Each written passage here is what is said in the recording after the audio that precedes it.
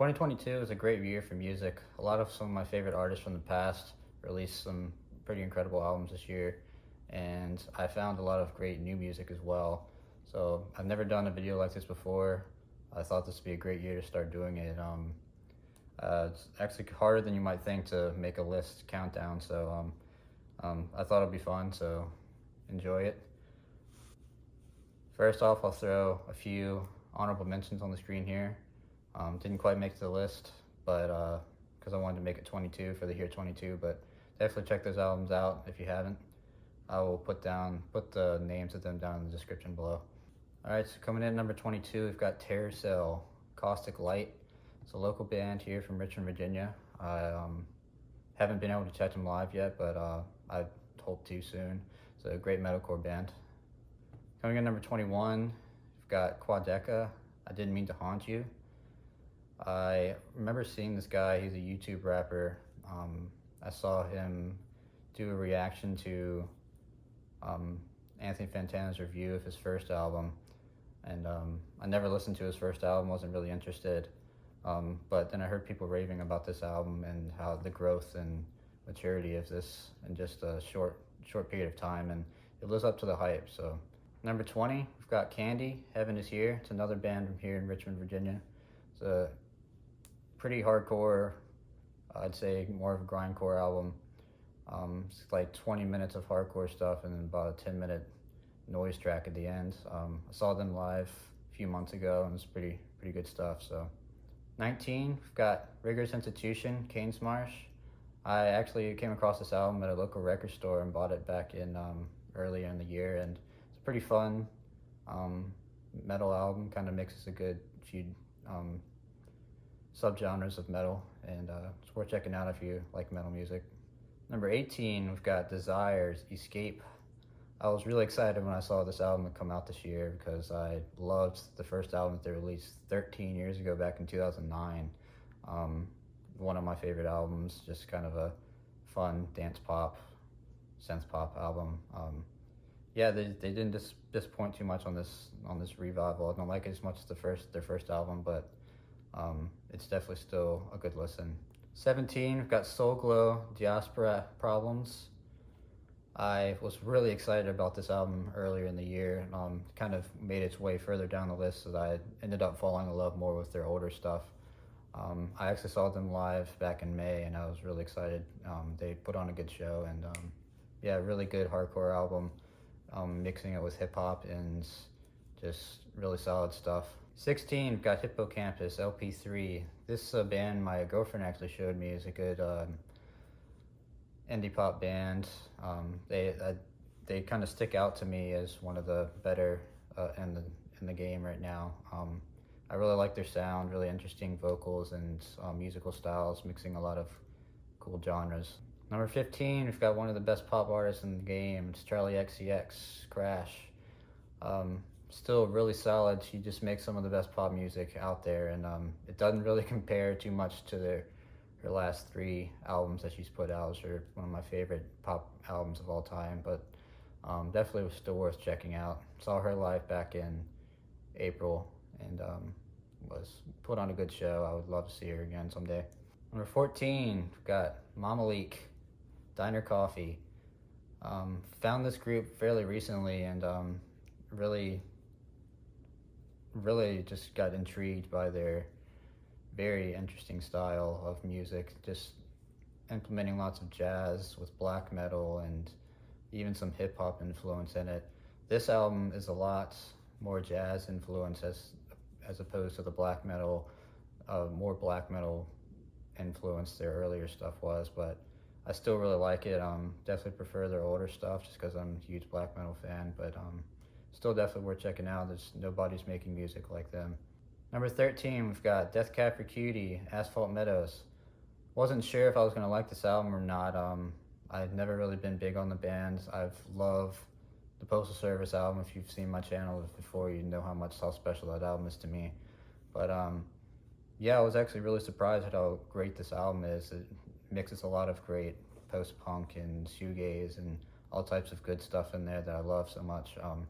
So yeah, if you've overlooked this one, you should definitely check it out, give it a try. Number 12, got Beyonce, Renaissance. She's definitely one of the best pop artists in the game as well. She's stood the test of time for sure. Is still making incredible music. Really, just a great dance pop album with lots of R&B and hip hop influence. Um, yeah, she's probably the most popular artist on this list so far. But I still love it. You can't deny good music. Number 11, a bit different from the last one. Got Candelabrum, Nocturnal Trance. So great, gritty, lo-fi black metal album. Just love the style of black metal, and just it's worth checking out if you're into it. Number 10, we've got Luminous Vault, Animate the Emptiness. Saw this band live. They're touring with a band called Artificial Brain and To Come, and I caught them as an opener, and they put on a pretty good show. It's an interesting mixture of black metal with electronic music, and I've really been liking it more and more every time I listen to it. Number 9, we've got Bane FM, This World Is Going to Ruin You. I didn't know about this band until recently when I saw them at a show earlier in this year. That they just put on one hell of a show, and I love the metalcore style that they put out, and it's probably one of my favorite. It's definitely one of my favorite metal albums of the year. Number 8's Chat Pile, God's Country. This album's got a lot of traction this year. It's pretty awesome. They deserve it. It's a great album. Good mixture of noise and sludge and other types of hardcore stuff going on in there, and some really intense lyrics, and it's a dark album. I would love to see them live. Hopefully they'll tour sometime next year. Number 7, we've got Blind Girls, The Weight of Everything. It's a really great screamo album. I just love the sound, so that's why it ranks so high on my list. Number 6, Faceless Entity, The Great Anguish of Rapture. I fell in love with this album earlier in the year. It's just got every part of black metal that I just love so much. I've been listening to it all year long. Number 5, got Petrol Grills, Baby. Definitely the best punk album of the year. I love the mixture of all the different eras of punk music, and they just incorporate it so well, and just is exactly what punk music's supposed to be. Number 4, we've got Barry, Barbara. I saw them live earlier this year. They're opening for Japanese Breakfast, and I just was completely entranced by their show. This is the best pop album of the year for sure, in my opinion. Great mixture of just like kind of early 2000s rock pop, and add some synth pop in there as well. It's just I'd love to see what they do in the future. I'd love to see them live again. Number 3, you've got Artificial Brain, self-titled. I came across this band this year too, and actually got to see them live, and I'm about to go see them again. But incredible technical death metal. Definitely check them out if you're into it. Number 2, got Scarcity, Avelet. This is incredible. I fell in love with this album earlier this year when I discovered it. I just pulled me in, and it just keeps getting more intense every time I listen to it.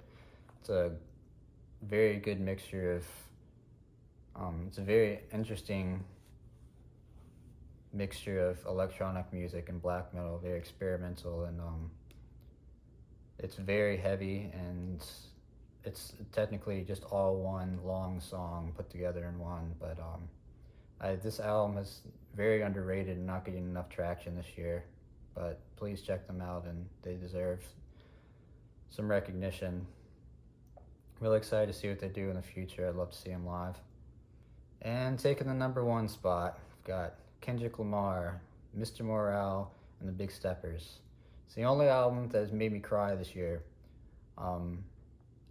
Kendrick Lamar is just the best in the game, in the hip hop game, and I don't think anybody can really pass him, honestly.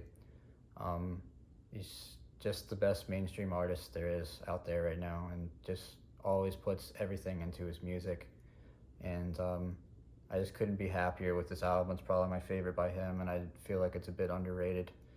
Yeah, that's my albums of the year. Tell me what you think. Do you agree with me? Do you not? Have you heard of this stuff? If you haven't, please check it out.